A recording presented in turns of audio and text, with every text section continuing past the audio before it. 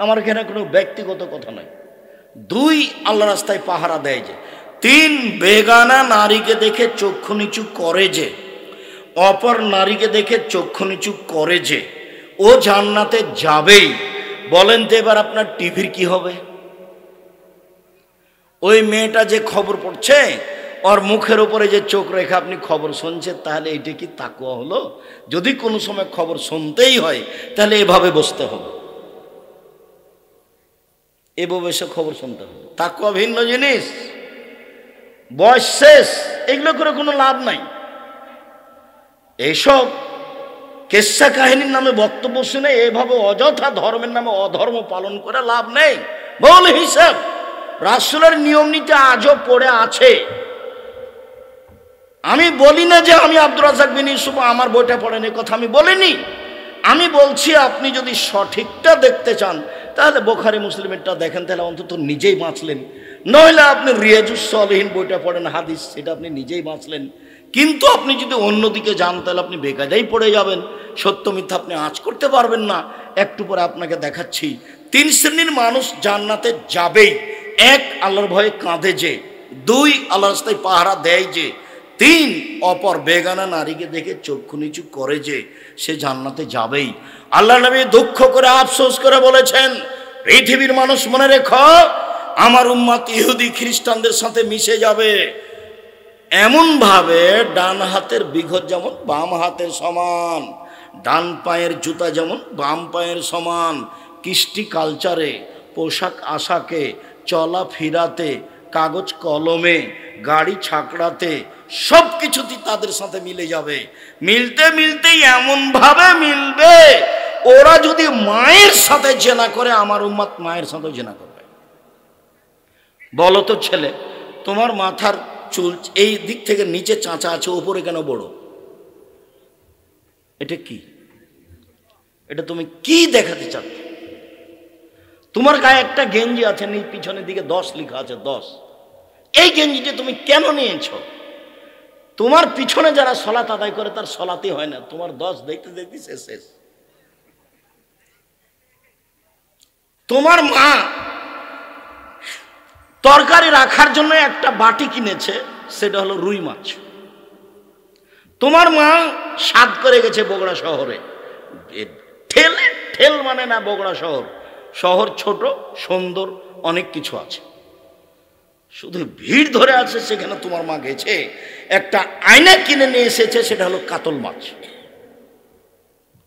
শিষ্টাচার কি জিনিস? শিষ্টাচার কাকে বলে শোনো। তোমার মা প্লেট কিনেছে কিছু, সেটা হলো চিংড়ি মাছ। বলো তো শিষ্টাচার কাকে বলে? তোমার বাপ একটা তোমার ছোট বোনের পেশাব পায়খানার জন্য পট কিনেছে, সেটা হলো ঘোড়া পট। আমাদের বাড়িতে তো এই পটটা 3 মিনিট থাকতে পারে না, 3 মিনিট। হয় সেটা ফেরত দিব, না হয় ভেঙে ফেলবো, না হয় পুঁতে দিব, না হয় মাথাটা কেটে দেবো। তোমার বাড়িতে বছর বছর আছে। তোমাকে আর তোমার মাকে আর তোমার বাপকে যদি আমি আব্দুর রাজ্জাক বিন ইউসুফ অশিক্ষিত প্রমাণ করতে না পারি, জাতির সামনে বক্তব্য দেব না। এটা বগুড়া, রংপুর, দিনাজপুর, লালমিহাট, নীলভবানী, কুড়িগ্রাম, পঞ্চগড়, ঠাকুরগাঁ, গাইবান্ধা, জয়পুরহাট, এইসব ডিস্ট্রিক্টে 3টে জিনিস খারাপ আছে খুব বেশি অন্য জেলার চেয়ে। অন্য জেলাতে আছে তবে কম। 1, এরা বোনকে জমি দেয় না। 2, যৌতুক নেই। 3, বাড়ি ভালো করে ঘেরে না। সব জায়গায় যদি ফাঁকা হয় তো আপনি ঢুকবেন কোনখান দিয়ে? এটা তো দরজা লাগবে। যৌতুক নিয়েছেন কেন? তখন তো আমি বলেছি বাপ বেটা ভিক্ষা করে খাও। বাপ বেটা ভিক্ষা যদি কেউ না দেয়, এসব এলাকায় লক্ষ্মীকলার আশেপাশে বগুড়া ট্রেন স্টেশনে চলে যাবা, বাপ বেটা ভিক্ষা করে খাবা। ভিক্ষা করা টাকা দিয়ে চাউল কিনে ভাত খেয়ে বাদাত কবুল হবে, যৌতুকের টাকা দিয়ে চাউল কিনে ভাত খেয়ে বাদাত কবুল হবে না। এই যে বললাম, কোনো মায়ের বেটা ফতো এভাবে ধরতে পারবে না।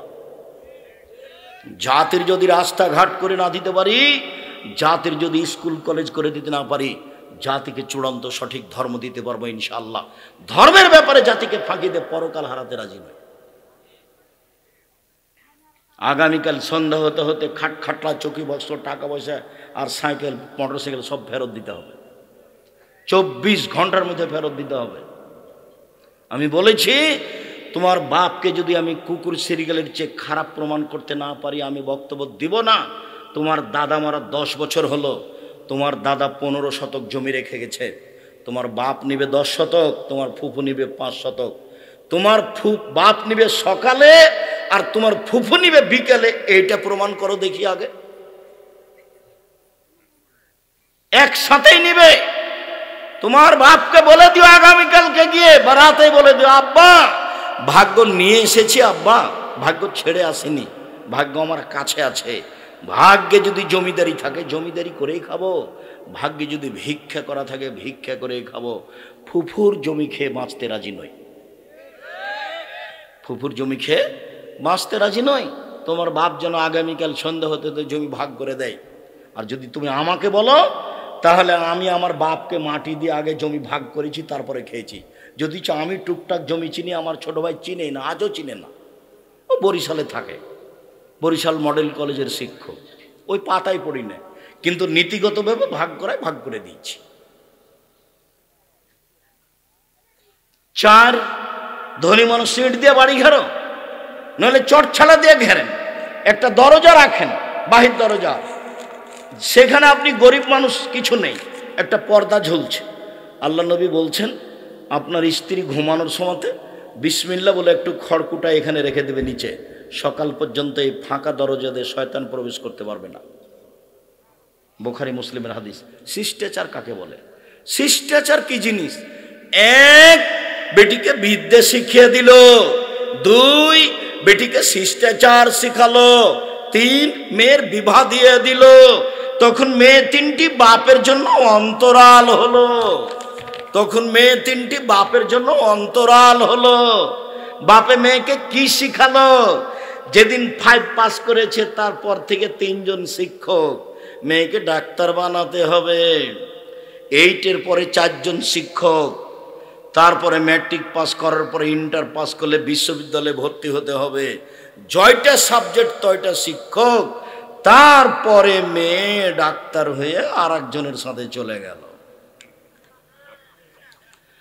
আবার না হয় মেয়ে পড়ছে লন্ডনে আর বাপে চিল্লা দিতে গেছে আমেরিকা, বাপ ওখানে তাসবি টিপছে, মেয়ে এখানে প্রেমের তাসবি টিপছে। 3 শ্রেণীর মানুষ জান্নাতে যাবে না। 1 নিয়মিত বিড়ি তামাক জর্দা সিগারেট গুল নেশাদার দ্রব্য খায় পান করে, তারা জান্নাতে যাবে না।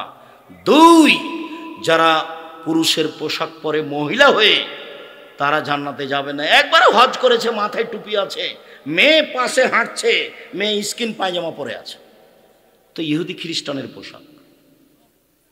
আমি তো দেশের বহু দেশ ঘুরে ফিরে দেখছি যে সব ওখান থেকে এসেছে। বিমানবন্দরে যখন নামে তখন একটু একটু লজ্জা করে ওই মেয়েটাই, যে মেয়েটা ওখানে উলঙ্গ হয়েছিল। তারপরে কিছু কিছু এখন এটা কমে গেছে, যেহেতু এখন বাপও কিছু বলে না, এখন মাও কিছু বলে না। মা বলছে তুই আরো ল্যাংটা কাপড় খুলে দে, তুই এভাবে কাপড় পরে আছিস কেন? ওর মা ওটা মা নয়। রাসূল সাল্লাল্লাহু আলাইহি সাল্লাম বলেছেন বাপ মা যদি ইহুদি হয় ছেলে মেয়ে ইহুদি হবে, বাপ মা যদি খ্রিস্টান হয় ছেলে মেয়ে খ্রিস্টান হবে। জন্ম নিয়েছে মুসলমান হিসেবে, কিন্তু বাপ মা তাকে ইহুদি করেছে, বাপ মা তাকে খ্রিস্টান করেছে, বাপ মা তাকে আগুন পূজক করেছে। এই মেয়ে খারাপ নয়, মা খারাপ।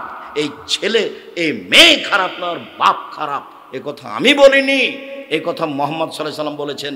হাদিস বুখারী মুসলিম। ছেলে মেয়ে জন্ম দিলে 7ম দিনে নাম রাখতে হবে, 7 দিনের দিনই রাখতে হবে। 7 দিনের দিন একটা ছাগল জবাই করতে হবে, কানা হোক, ন্যাংড়া হোক, 2 মাসের হোক, পা ভাঙা হোক, হাত ভাঙা হোক, একটা আকিকা দিতেই হবে। 7 দিনের দিন দিতেই হবে। চাঁপাইনবাবগঞ্জের ভাষাতে আপনি তো দিবেন, আপনার বাপকে দিতে হবে, ওটা বাপের জিম্মেদারি। 14 দিনে চলে না, হাদিস ঠিক নয়। 21 দিনে চলে না, হাদিস ঠিক নয়। জীবনে 1 দিন চলে না, হাদিস ঠিক নয়। 7 দিনের দিনই দিতে হবে। কানা খোড়া দেন, 200 টাকা দিয়ে দেন, 500 টাকা দিয়ে দেন। এ কি কুরবানি? কুরবানি মানে বিশাল ব্যাপার, কুরবানি মানে নেকির ব্যাপার, কুরবানি মানে বিশাল ব্যাপার। চোখ ভালো কিনা দেখো, কান ভালো কিনা দেখো, পা ভালো কিনা দেখো, লেজ ভালো কিনা দেখো, খুর ঠিক আছে কিনা দেখো, তরু তাজা কিনা দেখো, সিং ঠিক আছে কিনা দেখো, সুন্দর ঝকঝকে টকটকে দিকে কিনো, মোটা তাজা, নেকির ব্যাপার, ফাঁকি দেওয়ার কোনো সুযোগ নাই। বেশি টাকা আছে রাজস্থান থেকে উট কিনে নিয়ে এসো, না আছে ষাঁড় কিনো, না আছে খাসি কিনো, না আছে ছাগল কিনো, নইলে ভেড়া কিনো।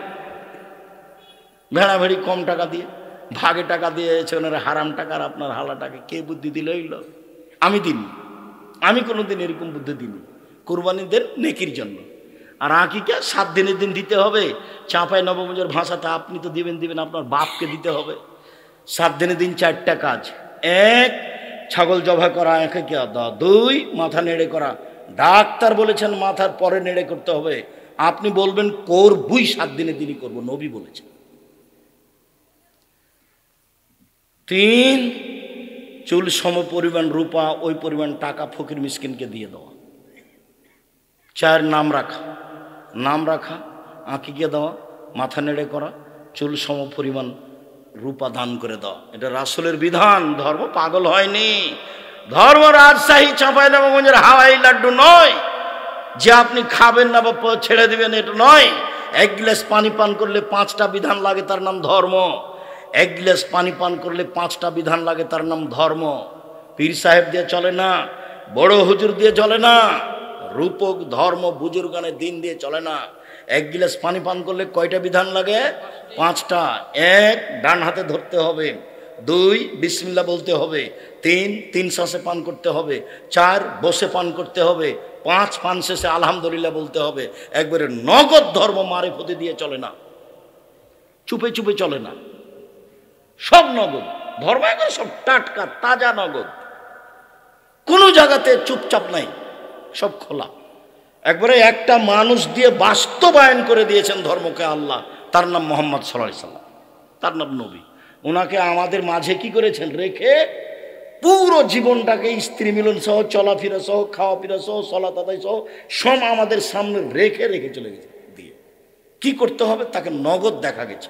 সাহাবীরা সেটা করে রেখে গেছে, তাবিরে সেটা করে রেখে গেছে। এখানে গোপনীয় কিছু নেই। শুনুন সম্মানিত দিনী ভাই বোন, মহিলাদের কথা আর একটু বলে এখান থেকে আর চলে যায়, আমরা লম্বা আলোচনা না করি। মহিলাদের জন্য 4টা কাজ করলে জান্নাতের সব দরজা খোলা। 1 5 ওয়াক্ত সালাত, 2 হালাল রুজি, 2 রমজান মাসের রোজা সিয়াম, 3 স্বামীকে মেনে চলা, 4 জেনায় লিপ্ত না হওয়া। 1 5 ওয়াক্ত সালাত, 2 রমজান মাসের সিয়াম রোজা, 3 স্বামীকে মেনে চলা। তিতা লাগলেও মানতে হবে, মিঠা লাগলেও মানতে হবে, স্বামীর মুখ খারাপ হলেও মানতে হবে। আব্দুর রাজ্জাক সাহেব, ওকে যে আমি সহ্যই করতে পারি রে, মাস কথা বলতে পারি না, যদি তাই হয় তাহলে খোলা তালাক করে নেন, কাজীর কাছে যান, খোলা করে নেন, 30 দিন পরে বিবাহ বসতে পাবেন, সমস্যা নেই। স্বামী ভালো হলেও আপনি খোলা তালাক নিতে পারেন, কোনো সমস্যা নাই। এ তো আপনি বলছেন তার মুখের দিকে আমি তাকাইতে পারি না, আপনি ঝুলন্ত অবস্থা আছেন কেন? পৃথিবী অনেক বড়, বিধানও প্রশস্ত, আপনি তার সাথে থাকলে তাকে মেনেই চলতে হবে, জরুরি। যদি না মেনে চলেন খোলা তালাক করে নিতে হবে, এটাও জরুরি। আমি আপনার দিনী ভাই, আপনাকে পরামর্শ দিচ্ছি, তিতা লাগুক মিঠা লাগুক আপনি মেনেই চলেন, ভালো হবে। আর আপনার স্বামী যদি থাকে তাহলে তাকে বলি, মনে রাখবেন একটা কথা, আল্লাহ নবী বলেছেন খাইরুকুম লিআহলি ওয়া খাইরুল লিআহলি। পৃথিবীতে সবচেয়ে ভালো মানুষ সেই যে স্ত্রীর কাছে ভালো, পৃথিবীতে ভালো মানুষ সেই যে স্ত্রীর কাছে ভালো। আমি মুহাম্মদ সাল্লাল্লাহু আলাইহি সাল্লাম নিজে আমার স্ত্রীদের কাছে ভালো। খারাপ মানুষ সেই যে স্ত্রীর কাছে খারাপ। অতএব স্ত্রীকে মূল্যায়ন করার চেষ্টা করেন, ওকে অপমান করিয়েন না, জরুরি প্রয়োজন ছাড়া বাড়ির বাইরে যেতে দিয়েন না, নইলে আপনার ক্ষতি হবে। বিবাহের বাড়ি তো বহু দূরের কথা, হাট বাজার তো বহু দূরের কথা, জরুরি প্রয়োজন ছাড়া মায়ের বাড়ি, খালার বাড়ি, ফুফুর বাড়ি যেতে পারে না। এখানে দুপুর থেকে বাজার করছে, এটা তো বহু দূরের কথা। দেখলে আমি কষ্ট পাই, ওটা কিন্তু একজন মুসলিম মানুষের মেয়ে, আপনার মেয়ে, জবাব আপনাকে দিতে হবে। এবার চলেন এইটুকু রেখে চলে আসে এখানে। সম্মানিত দিনী ভাই বোন, আমার হাতের দিকে দেখেন, অল্প কয়েক মিনিট এক কোরআন মাজিদের আয়াত বুঝাই, এক খেয়ালে চেয়ে থাকবেন, 19-20 হয় না। বৈঠকের দিনই বোন, এই মেয়ে কথা বলছো কেন? এদিকে দেখো, আল্লাহ বলছে আতিউল্লাহ আতিউর রাসূল ওয়ালা তুবতিলু আমালাকুম। পৃথিবীর মানুষ আল্লাহকে মানো, 1। 2, পৃথিবীর মানুষ নবীকে মানো। 3, পৃথিবীর মানুষ তোমরা তোমাদের আমলকে বাতিল করো না। 3 নম্বর বাক্যের সাথে আগের 2টা বাক্যের মিল নেই। আবার বুঝাই, 1, পৃথিবীর মানুষ আল্লাহকে মানো, আল্লাহ বলছেন। পৃথিবীর মানুষ নবীকে মানো। 3 নম্বর বাক্য যদি এমন হতো তাহলে ভালো হতো, তাহলে তোমরা জান্নাত পাবা। তাহলে মিল ছিল, 1 আল্লাহকে মানো, 2 নবীকে মানো, 3 তাহলে জান্নাত পাবা। এটাতে মিল হচ্ছে না কথাটা? কিন্তু আল্লাহ এভাবে বললেন না, 1 আল্লাহকে মানো, 2 নবীকে মানো, 3 তোমাদের আমল বাতিল করো না। বলেন তো শেষের বাক্যের সাথে আগের 2টার কি মিল হলো? মিল হয়নি। তো কি কথা তাহলে? 1 আল্লাহকে মানো মানে শিরক করো না। শিরক করলে 3 নাম্বার আমল বাতিল হবেই। 2 নবীকে মানো মানে বেদাত করো না। বিদাত করলে আমল বাতিল হবেই। হুজুর যত বড়ই হোক, পাগড়ি যত বড়ই হোক, জুব্বা যত বড়ই হোক, বিচারের মাঠে রেহাই হবে না। কবি নজরুল ইসলাম বলেছেন, মসজিদের পাশে কবর দিও ভাই, তাহলে এই গুনাহগার গোরাজাব হতে পাইবে রেহাই। যদি তাই হয় তাহলে মানুষ মরার সময়তে বলবে ছেলেকে, বেটা একটা মসজিদ তৈরি করো বেটা, আমাকে সেখানে কবর দিও। আমি বলেছি মসজিদের পাশে কেন? যদি আপনার বাপের কবরটা কাবা ঘরের নিচে হয় তবুও হবে না। বিচারের মাঠে বিচার আমল দিয়েই হবে। কি দিয়ে বিচার হবে? আমল দিয়েই হবে। আমি মানহানি করিনি ঠাকুরের। ঠাকুর বলেছে ও কালিমা তোমার আকাশ, ও কালিমা তোমার বাতাস। তখন আমি বলেছি তোর বাপের আকাশ। ঠাকুর এই কথা বলতে পারে, আমি তো এই কথা বলতে পারি না। আমি বলি না, আমার ছেলে বলে না, আমার মেয়ে বলে না, আমার পরিবার বলে না, মুখ দিয়ে উচ্চারণ করি না। ঠাকুর বলতে পারে ও কালিমা তোমার আকাশ, ও কালিমা তোমার বাতাস, ও মা তোমার আকাশ, ও মা তোমার বাতাস। মাকে মাকে একটু পড়াশোনা করো, একটু হিসাব নিকাশ হয় না? আমি তো বহুদিন থেকে বলে আসছি, আমার জানা অনুপাতে 71 সাল থেকে এখন পর্যন্ত কোনো শিক্ষিত মানুষ শিক্ষামন্ত্রী হয়নি। ঠাকুর বললো ও কালিমা তোমার আকাশ তোমার বাতাস, আর আমার ছেলে মেয়ে দিনরাত বলবো ও কালিমা তোমার আকাশ তোমার বাতাস। এ হতে পারে না। আমি তখন বলেছি তোর বাপের আকাশ। তো 5,000 কোটি টাকার মামলা হলো সিলেটে, আমি ঠাকুরের নিন্দা করেছি। জজ আমাকে বলছে, আব্দুর রাজ্জাক সাহেব আপনি কি পিস টিভির আলোচক? আমি বললাম জি হ্যাঁ। তখন জজ বলছে আপনার মামলাটা খারিজ করে দিলাম। সম্মানিত দিনী ভাই বোন, আমি যে কোনটা আপনাকে বুঝাই, কেন যে সব এরকম হয়ে গেল। আলেম ওলামা যদি একটু চিন্তা ভাবনা করতো তাহলে তো একটা হতো। আল্লাহকে মানো মানে শিরক করো না। আর বগুড়াতে কাছাকাছি শিরক অনেক, তবে চট্টগ্রাম, বরিশাল, সিলেট, নোয়াখালী, কুমিল্লা শিরক দিয়ে ঢাকা আছে। নবীকে মানো মানে বিদাত করো না। নবীকে মানো মানে বিদাত করো না। সাদাকাল্লাহুল আজিম যদি নবীর মুখের না হয় তাহলে এটা বিদাত হয়। এটা নবীর মুখের হতে হবে, নইলে তা বিদাত হতে হবে। দোয়া 3 লাইনের একটা আর 1 পৃষ্ঠার একটা। 90 সাল থেকে মাঠে আছে। 90 সালে বক্তব্য চালু হয়েছে বগুড়ায়, বীরকুষ্টিয়ায়। সেদিন থেকে মাঠে আছি বলে আসছে 90 সাল থেকে। এটা হয় নবীর প্রমাণ হতে হবে, না হয় বিদাত হতে হবে। কথা বুঝতে পারেননি? আর এখানে আছে কোরআন কারিম আছে, আর বহু জায়গাতে কি আছে? কোরআন শরীফ আছে। প্রমাণ করেন দেখি। নবীর মুখের হতে হবে, নইলে তা বাতিল বলে গণ্য হবে। বের একটা হাদিস, তারপরে একটু দেখাবো। আল্লাহ রাসূল বলছেন, পৃথিবীর মানুষ বাল্লিগু আন্নী ওয়ালায়ে, আমার একটা কথা জানা থাকলে অন্যকে বলো। 2 ওয়া হাদিসু আন বানি ইসরাঈল আল হারাজ, বানি ইসরাইলের কাহিনী বলো, কোনো দোষ নেই। 3 মান কাযাবা আলাইয়া মুতাআম্মিদান ফালিয়াতাবাওয়া মাকাদাহু মিনান নার, কেউ যদি কোনো কথা আমার নামে বলে